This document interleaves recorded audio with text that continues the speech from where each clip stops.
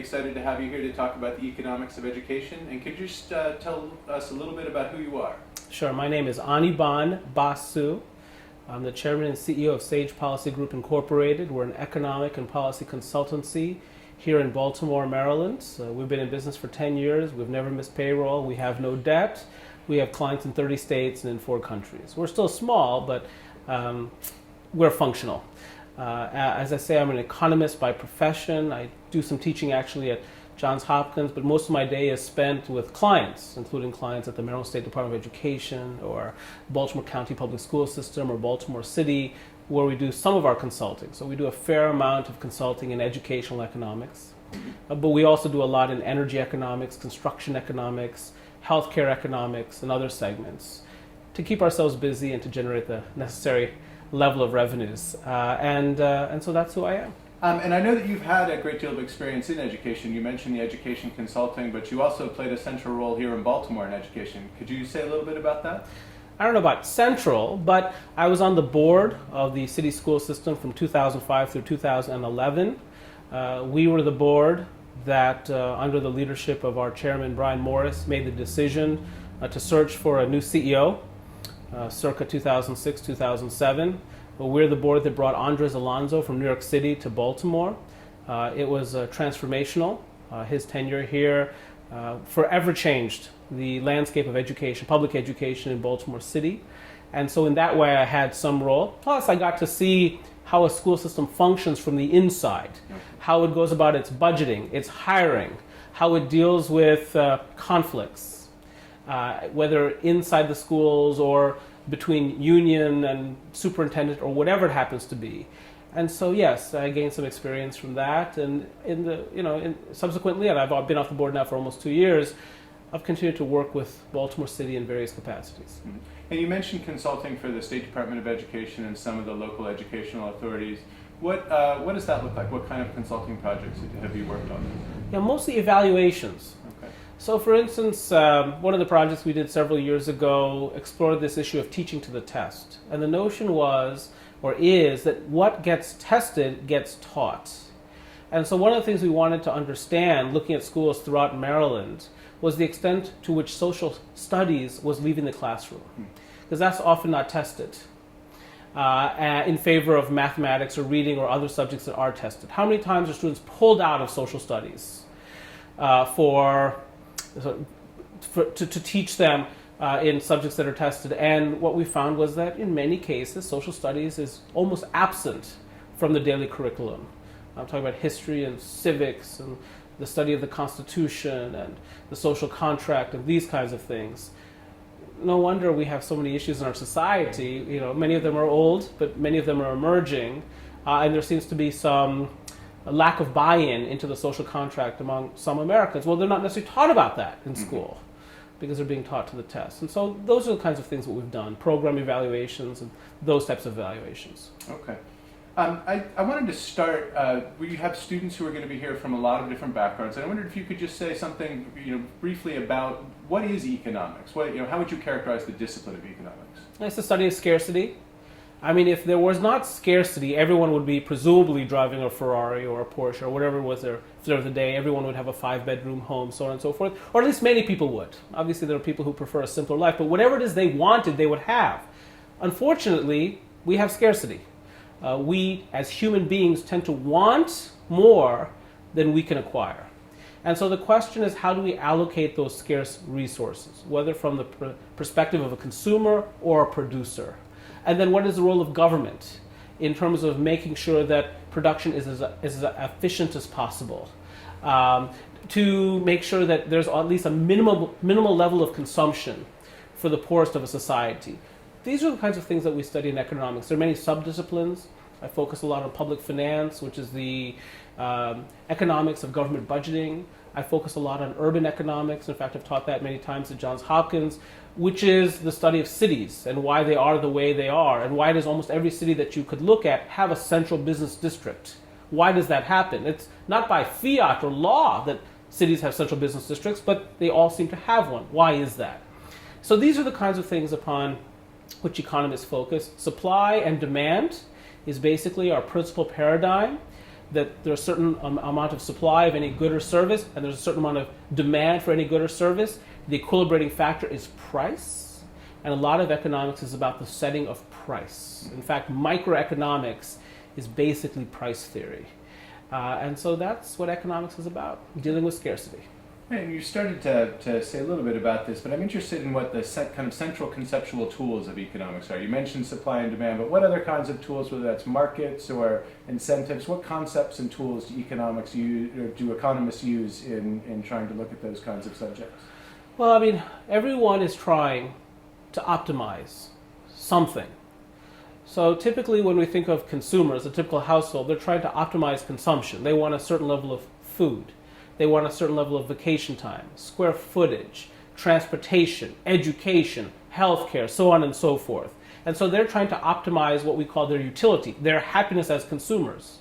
Producers, let's say an individual firm like my own, is trying to maximize profits. Why? Because profits inure to the benefit of the owners of the firm. So the firm is trying to maximize profits. So if I'm a firm, I'm trying to maximize profits, and you're a consumer and you're trying to maximize utility, given your budget constraints, I'm trying to raise my prices to get you to pay more. You're trying to get me to lower my price so that you can pay less and enjoy more overall consumption as a result. And those are the kinds of tensions we focus upon, the analytical tools upon which we focus in economics to try to understand how do we get to an equilibrium so that, as it turns out, a Big Mac is $2.10 or whatever it is, as opposed to $4. How does that work? But again, it gets back to supply and demand. Though we have many analytical tools, and one of the tools we have in our toolkit is econometrics, statistical analysis. And that's often what our clients are asking us to do, statistical analysis. Okay. And how would you say that these conceptual tools apply to the field of education? When you're talking about supply and demand, or when you're talking about equilibrium or pricing, how does that apply to education and specifically to public education? This is an interesting question because one of the gifts that America gave to the rest of the world was free universal public education. So the charge for the education is zero. I mean, obviously there's school supplies and so on and so forth, but it's basically zero. Public education is free.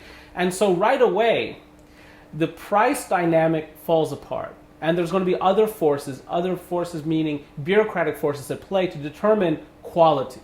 So for instance, a school, the best school in Montgomery County, Maryland. Montgomery County, Maryland is one of the most affluent jurisdictions in the country and has an excellent school system, a brilliant reputation.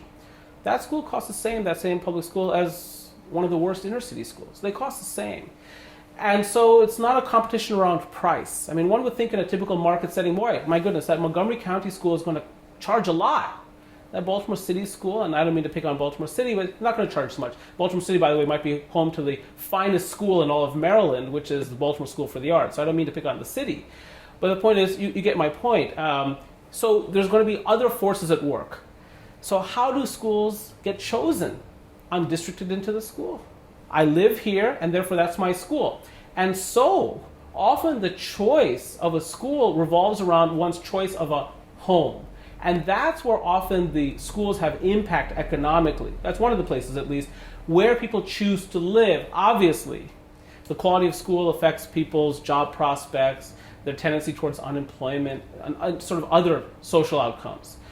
But that's a lot of what we study. You know, how does the market form around schools? And a lot of it relates to the housing market, with there being a significant value attached in real estate to good schools. And that's one of the ways we look at it. Well, and that concept of choice seems to be central to educational reform in general right now, whether that's charters or a little bit more or a little bit less common vouchers and things. Do you see that as one of the main contributions that economists have made to the field of education at this point, or are there other things that you would point to? No question. For households that don't have much choice about their housing, they take what they can afford. They're not neighborhood shopping. They're just trying to get their next apartment. So they're going to take the school as given. Whatever school it is, it's going to be, and that's where their kids are going to go. And there's been a lot of anger about that, particularly with respect to underperforming schools. That why should families, simply because they don't have a significant income or significant volume of wealth, be stuck with bad schools? Let's give them some choice. And so there's been this race across America, including here in Maryland, to provide students with choice. No system within Maryland, parenthetically, provides as much choice as Baltimore City, which has chartered now dozens of schools. And so students have a choice now. And what that has done, and the contribution made by economists, I think, in this issue is, let's give people choice and let's create a competitive market. So you're not zoned into a school. I mean, you might be zoned into school, but that doesn't mean your kid is going to go there. That doesn't mean your child is going to go there. They have a choice. They can go to a charter school or some other form of competitive school. Obviously, there's the private schools too, but we're talking about folks often who can't afford necessarily private tuition. So I think that's been one of the principal contributions. And in fact, when I was on the board, I was a major advocate for the charter school movement. Believe me, I think that traditional schools are very important, and most of our kids go to traditional schools, and that's the way it's going to be, and so they need to be very good. But I like the notion of choice and competition and experimentation, because a lot of our charter schools also have specialized curricula, which allows us to understand what works, what's not working, what resonates with our young people, what doesn't resonate with our young people. I think that choice has been very important, and you'll see a lot of the writings about providing students and their families with choice comes from the economics profession. Well, it does seem Baltimore is interesting because it's not just the charters, but there's now choice at the middle school level and the high school level for all kids, or just about all kids in Baltimore. And it sounds like you're saying choice and the innovation and competition pushed by choice is kind of the theory of change. Would that be a way of characterizing why choice is so important to schools from an economist perspective? Yeah, I think what the city and other communities have tried to do, Baltimore City, is try to create a different dynamic where there is an urgency to change, there's an urgency to compete. The way that Baltimore City schools are funded, for instance, is on a per pupil basis. So who gets the most growth in their budget? Which principals? The ones who are able to attract the most kids. Well, how do you attract kids? Well, typically, often at least, it's the families, the parents making the choice. And the way you attract those families is by performing better, to have higher graduation rates, better rates of matriculation. Obviously, higher test scores matter too. Data that people can see, and good reputation. Mm-hmm. In fact, you'll see principals in the city marketing their schools. Why do they do that? They want more kids. Well, that's not a bad thing. That competition for children, that competition for families. And if I'm a principal and I'm trying to compete for these families and I want good outcomes, guess what I'm going to do? I'm going to hire the best teachers I can find. Whereas in a system in which there isn't that competition, you're coming to the school whether you like it or not, there might not be that level of urgency. That's the theory here. Mm-hmm. That all of a sudden now we've made a market, that the consumer has choices, their demand matters. And so I better supply to that demand. Because I didn't have to before because I was a monopolist before. Now I'm in a more competitive market. I don't want to overstate that. But it's a more competitive market, and so I'm going to have to change the nature of my supply. I'm going to have to get better, and I'm going to have to market, and I'm going to have to sell, and I'm going to have to keep the best teachers. Because that ultimately is what makes me a better principal and us a better school. Just like the New York Yankees try to sign every best baseball player, now principals are on the hunt for the best teachers. So the best teachers are in high demand, higher than before. Well, that's not a bad thing. I'd be careful talking about the Yankees here in Baltimore. But yes, well, my point was there simply that they try, they don't succeed. Okay. So you mentioned teacher quality and how choice puts some pressure on principals or gives principals an incentive to go out and look for the best teachers. And you mentioned earlier the idea of econometric analysis. And I know that a lot of the work economists have done, and I'm thinking about people like Eric Henushek, has been around the issues of teacher quality. How do we know who quality teachers are? Could you say a little bit about that, the contribution that economics has made to that field of teacher quality? Oh, sure. Economists at Rand, economists from Harvard and Princeton and many other places have done a lot of research on the economic implications of having good teachers in the classroom. And there have been a lot of theories about what creates good students who know how to learn, and students who are going to succeed in their lives, irrespective of the state of the economy, because they know how to learn, they know how to adapt. And so one of the things that economists have found is that what really matters. There is this notion, I think, among many Americans that what really takes to have a great school is a principal like Morgan Freeman or James Belushi, someone with a baseball bat, someone with a motorcycle helmet, who just takes charge and controls the hallways, and if you can control the hallways and the playgrounds, good things will happen in the classroom. Well, it is true that controlling the hallways is important, and sending off the right set of signals to the children as they come into the school every day is important. That there needs to be an orderly environment. But the studies have shown, and many economists have done these studies, that what really matters in education is having a great teacher in every classroom. And then economists have gone one step further, a couple of steps further. First, they've addressed the question, what makes a great teacher? What is a great teacher? What characteristics do they have? What was their background? How do they do their lesson planning? The other thing is, and what is their lingering impact on the kids? And, kids with great teachers, identified great teachers, are less likely to become pregnant as teenagers, are less likely to be unemployed as adults, are more likely to go on to college and have higher incomes. And I'm talking about teachers who might have taught them in the 3rd grade, 5th grade, 7th grade. I mean, there's a lingering effect. So great teachers are very valuable. The rate of return to society from great teachers is massive. And it's been economists who have quantified that rate of return. And it's, I think, convinced many policymakers, let's figure this out. How do we create and retain great teachers? And often what I find is that, yes, compensation matters. But what motivates great teachers, teachers in general perhaps, but great teachers assuredly, is not purely compensation.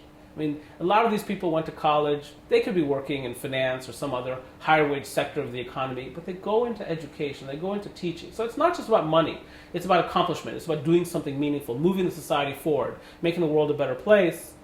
And so economists and others have tried to focus on how do we keep these teachers, how do we create these great teachers, and that's where the literature is headed right now. Mm-hmm.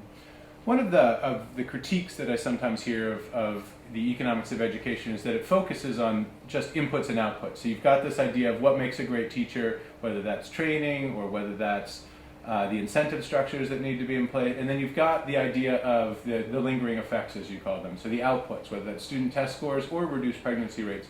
But there's not a lot of attention necessarily paid to what happens in the classroom. Would you agree with that characterization? And if so, does that matter? Do we care what happens in the classroom, or based on sort of models of the firm, do we only care about the inputs and outputs? I'm going to probably say something here that a lot of people, anyone who watches this, won't agree with. But I think it's largely about inputs and outputs. At the end of the day, the question is the student prepared for life? Mm-hmm. At the end of the day, the question is, upon graduation from high school, for instance, does the student have prospects? Those prospects might be higher education, could be a 2-year college, could be a 4-year college, could be a university, whatever it happens to be, or it could be a job in construction or manufacturing or whatever it happens to be. But prospects, do they have prospects? Have we given them what we need to give them to become full-fledged adults, productive citizens or productive people? That's the question. And that really is about inputs and outputs. Whatever happened in the classroom undoubtedly is important, was important in generating those outputs, don't get me wrong. But it's hard to sort of measure what happens in the classroom. Was there laughter in the classroom? How many quizzes were given in the classroom? Maybe you can measure things like that. But to me, what matters is how many good teachers would we put in the classroom? How much would we spend on the facilities? What kind of nutrition did these students receive? Those things are measurable. And at the end of the day, at the age of 17 or 18 or 19 or whatever it is they graduate, what are we looking at here? Someone with prospects or someone with a lack of prospects? And of course, graduating people or not graduating people who don't have prospects, not good for social cohesion, not good for the smooth operation of societies. So, we economists tend to gravitate toward what we can measure. We can measure the inputs. I can look at the school budget. I can look at how much was spent on textbooks, how much was spent on teachers. I can see how much was spent on teacher bonuses, on principals, on facility maintenance, so on. So I can see the inputs. And I can see the outputs. How many graduated? How many went on to college? How many went into STEM disciplines, science, technology, engineering, math? I can see that. My bias, I'm going to go toward what is measurable. So what happened in the classroom, very important. But really what I want to see is, what did it produce at the end of the day? Mm-hmm. Are there outputs, though, that maybe aren't easily measurable? And how would an economist deal with those? And whether those are, and maybe these are measurable, but you mentioned things like social cohesion. And you talked earlier about the importance of the kinds of curriculum that aren't being covered. So social studies, study of the Constitution, these things that might create citizens. Are there things that you think that the economics of education can't look at because they're not measurable, but are still important?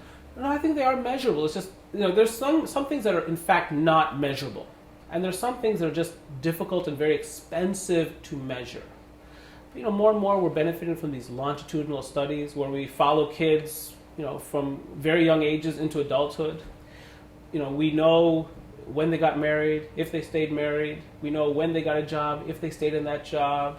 We know if they graduated from college or didn't graduate from college. We know if they went to prison or didn't go to prison. So we can measure these things now.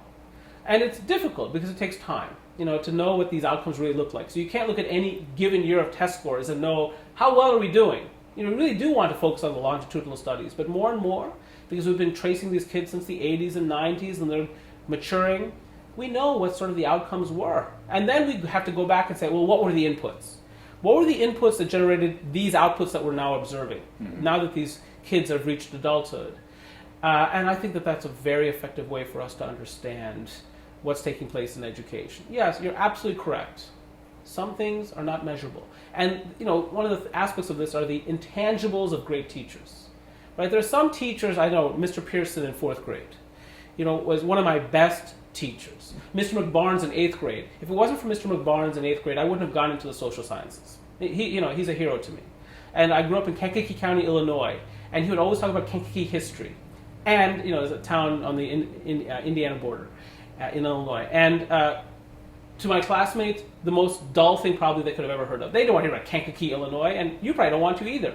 It fascinated me to hear about Massey Ferguson tractors and the other manufacturers in our town, and the railroad, and the role of the river, and so on and so forth. Arlo Guthrie actually sang about the Kankakee River.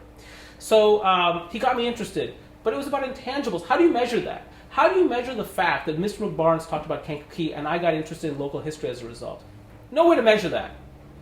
It's an important aspect of what happens in the classroom, but those things are impossible to measure. But there's, thankfully, a lot that we can measure. And what we can measure is probably enough to tell us what we need to do. Okay. It's interesting you mentioned that. One of the lessons I learned in college was pick my courses by the professors, because a good professor would make anything interesting and a bad professor would ruin any subject. So that speaks maybe to that idea of teacher quality. You mentioned sort of the intangibles around teacher quality. What do you see as the lessons that economists have learned about what matters in terms of teacher quality? Is it things like, do they have a master's degree, years of experience, or is it more intangibles, the ways they relate to students? Are there lessons that economists have learned around that issue of teacher quality and what matters for a school system, say, like Baltimore?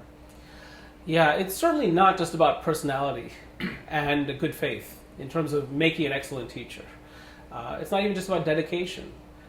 First and foremost, and this is what much of the economics literature says, they must be actual experts in their field. So if they're teaching history, the history of China, for instance, they actually have to know something about China or India or Brazil or whatever country they're studying. Or if they're teaching the Constitution, they actually have to know something about the Bill of Rights and why there are amendments, the First Amendment, Second Amendment, and what these mean. They have to know sort of the 5 rights enumerated in the First Amendment. And, they have to be experts in their field, that's first. Now, maybe that does require a master's degree. There's a correlation there between educational attainment and knowledge. We believe that as educators, don't we? Of course we do. That people learn in our classrooms. And so, yes, of course, I think on average, more educated teachers are probably better teachers because they're more likely to be experts in their discipline. But then, again, we get back to the intangibles. They have to have a great personality. They have to actually be able to reach the kids at a human level. And I think this is particularly true in inner city contexts, I find, where the kids often aren't that happy to be there. And they're not that anxious to learn necessarily. And their parents may or may not be emphasizing how important education is. That's our way as Americans of trying to equalize, to a certain extent at least, the economic playing field. Here, we're going to give you free public education. Take advantage of this, because this is your leg up. And if you do well enough, you might get a scholarship to Johns Hopkins, which means you are now on the top of the world. That's what we offer to our kids. In fact, there is a program which allows Baltimore City kids who are in the top 10% of their class and are able to gain admission to Johns Hopkins through normal channels to get a free ride at Johns Hopkins. Well, there's nothing better than that. Truly land of opportunity. But these kids may not recognize that at that point. And it's not just kids from inner city contexts. It's obviously kids in the suburbs or wherever, not necessarily ready to learn. Can the teacher turn that light on? That's an intangible, and it may have nothing to do with whether or not they have a master's degree, and more about sort of how they were born, how they grew up, And are they able to relate to kids? There's some kids, some folks are better with kids than others. We all know this. That, as an economist, I can't say much about. I just can't measure it, but I know it's true.